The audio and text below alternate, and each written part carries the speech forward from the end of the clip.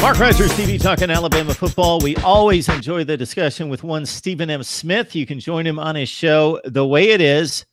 That's Fox 97.9, Monday through Friday, 2 to 4 Central Time. And also, of course, his flagship site there with the rest of the crew at Touchdown Alabama. You know, Stephen, every time there is any kind of scuffle on the sideline, even if it doesn't involve anything physical, and certainly in this case it did to a certain extent, people are fascinated by what goes on the sideline on football fields.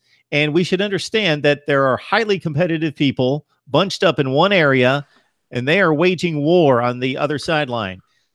This is an intense deal, and it shouldn't be unexpected that things like this happen. So I'm referring to the Mekhi Brown incident, the outside linebacker for the Crimson Tide, number 48. And suddenly after that incident, there was word all over the internet and all sorts of video everywhere, and it just stole Twitter and social media all over the place. So what is your insight into what happened? And I know that he spoke at length to a certain extent about it afterwards. From what I saw, Mark, it was a play on special teams where Mekhi Brown's trying to make a tackle.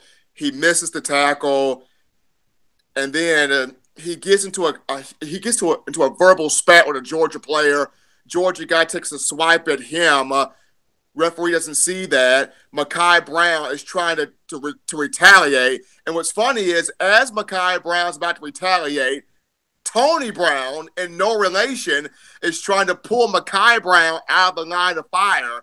A lot of people recognize Tony Brown as being Crazy Tony. He's out there doing bizarre stuff. But at this point, Tony Brown's trying to be the hero and pull his teammate out of the line of fire. Did not get there in time because Mekhi Brown lands the punch. The official sees it, throws the flag, and Nick Saban, not one for boneheaded mistakes. He loves the intensity. He loves the passion. He loves when his players want to make a play, but the bonehead mistakes, he can do without those. So he lashes out at Mekhi Brown, and Mekhi feels some type of way. So he wants to have a couple of words for Saban, and one of the assistant coaches comes up at him. He mouths off at the assistant coach and wants to mouth off at Saban, but then teammates are trying to restrain him and put him on the opposite side, away from the situation where Nick Saban is. So Mekhi goes elsewhere. He sits down, tries to cool off,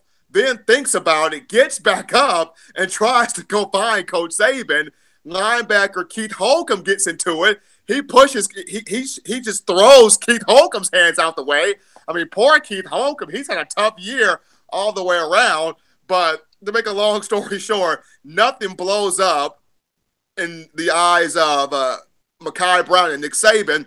Nick Saban, seeing the intensity of Mekhi Brown, and despite it all, chose to put him back in the game, in which on the very next special teams play, Mekhi makes the tackle, absolutely clotheslining Miko Hartman on the kick return. So it's a little bit of, Nick Saban understanding the intensity, but at the same time going, son, don't make no boneheaded plays. Don't badmouth me. But again, hey, you're a good player. I'm going to forgive you. Get out there and play. But if you ever try to badmouth me on the sideline, we're going to have some problems. Absolutely. So I think you hit on a few things that made this a little bit more interesting than your typical sideline scuffle. It was the national championship game. Many more eyes were on this game than any other game for the season. In addition to that, that's Nick Saban. That's not a player going after another player or a graduate assistant or even an assistant coach or a coordinator. That is the king of college football right there on the sideline. And it looked like Mekhi Brown was ready to get after him. But I mean, he was livid. We could only imagine if he got a little bit closer and there was no one to impede him. I just can't imagine that he would have laid a hand on Nick Saban. It looked like he would have, but I just can't imagine if there weren't people to close him off that he would in fact have done that. Now that would have been something. I was trying to find out, where was Scott Cochran? Where was he in that situation? He would have been perfect just to come and be, whoa, Mekhi, whoa, that's coach now. You can't go. I was wondering where was Scott Cochran, but Mekhi Brown, Nick Saban, everything's fine now. the two are good now. It was just, heat of the game, emotions running high. This is a national championship. You're trying to beat a Georgia team that Kirby Smart really had prepared to play.